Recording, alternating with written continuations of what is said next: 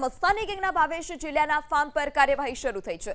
સતત બીજા દિવસે બુલડોઝર સાથે પ્રશાસન પહોંચ્યું। ગઈકાલે કમ્પાઉન્ડ વોલ તોડવાની કામગીરી કરાઈ હતી। આજે વહેલી સવારથી જ ફાર્મ હાઉસના બ્લોક ઉખાડવાની કામગીરી શરૂ છે। ફાર્મ હાઉસના બંગલામાંથી સામાન બહાર કાઢવાની શરૂઆત। દરવાજા તોડી બંગલામાંથી સામાન બહાર કઢાઈ રહ્યો છે।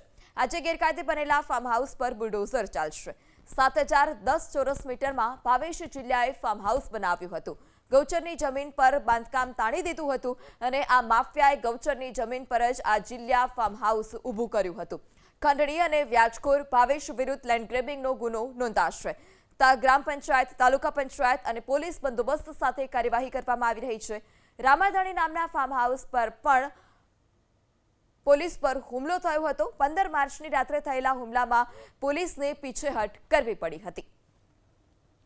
વધુ માહિતી સાથે સંવાદદાતા એઝાઝ ફોન લાઈનથી જોડાય છે। એઝાઝ, આજે બીજા દિવસે કેવા પ્રકારની ડિમોલિશનની કાર્યવાહી કરવામાં આવશે અને હજુ સુધી કેટલો સામાન જે છે તે બહાર કાઢવામાં આવ્યો છે, કેટલી કામગીરી ડિમોલિશનને લઈ?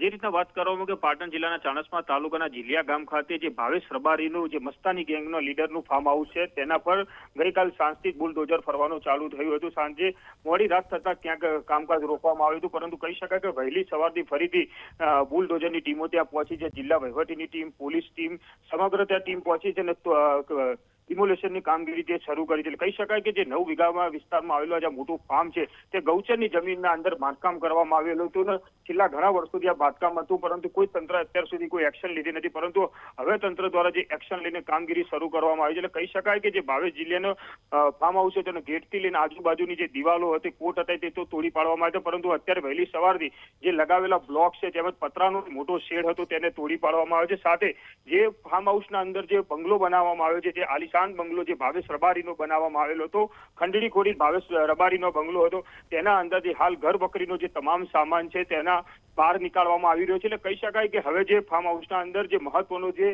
બંગલો છે તેને હવે તોડવાની કામગીરી છે તે ટૂંક સમયમાં ચાલુ થશે। એટલે કહી શકાય કે હાલ તો જે બંગલાના અંદર જે તમામ સામગ્રી છે તમામે તમામ નીકાળી દેવામાં આવી છે।